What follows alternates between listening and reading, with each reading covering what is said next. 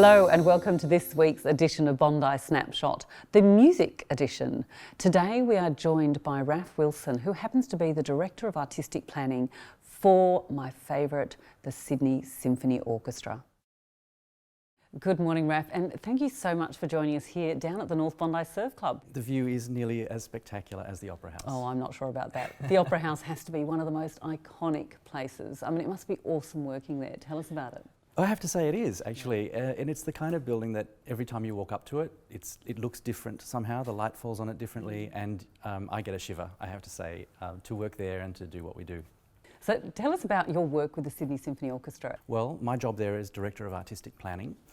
So I work in the office with the administrative team, and we put together the season, the concerts, the conductors and soloists, all the things that make up the year's activity for the orchestra.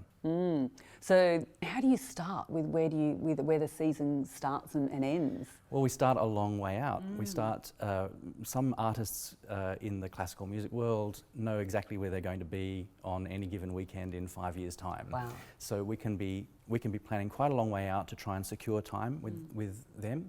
Other people, it's a little shorter timeline, but basically it's about 2 years in the making each season. And so at the moment we've got our 2020 season out there on sale. Which is exciting. And I'm already looking at 2021 and 2022. So there's some big changes coming up for the Sydney Symphony Orchestra. Obviously the concert hall is undergoing a massive renovation, and we're all moving to the town hall. Tell us how that's going to affect the orchestra and the playing. That's right. Well, the concert hall closes for 2 years for the first major renovation since it opened, which is 50 years ago, or nearly 50 years.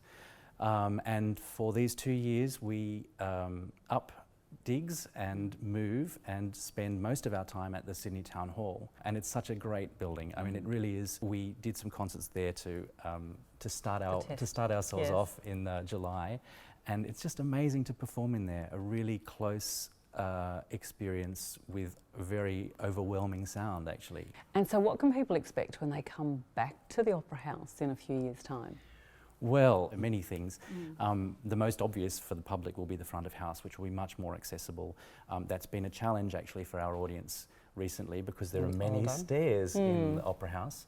And then for us, the orchestra, the main game is the acoustics of the venue. This is the opportunity to address some of those and to really bring the building up to date, make the sound more direct, and make it easier for everyone to work in. So tell us a little bit about the 2020 season.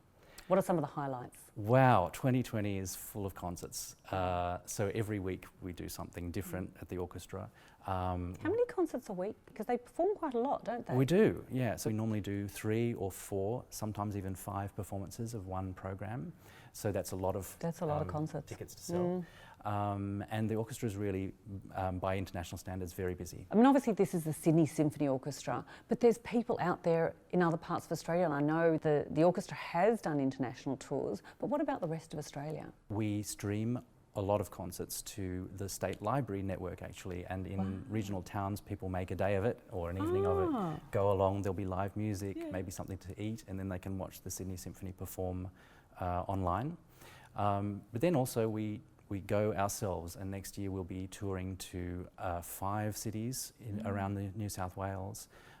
So we take music out there. When we go, we also do schools concerts so that kids in those schools can see the orchestra and find out a bit about us.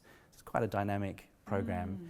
So people can still purchase tickets for the 2020 season, can't they? Absolutely. You can still subscribe, or you can buy single tickets shortly. And the trick is that the Sydney Town Hall is a little smaller than the concert hall, so we're actually expecting to sell out quite a few concerts next year. So be quick. Raff, thank you so much for joining us today. It's been an absolute pleasure to hear about the wonderful Sydney Symphony and all the background to it. And I'm very much looking forward to 2020. Thank you so much for having me.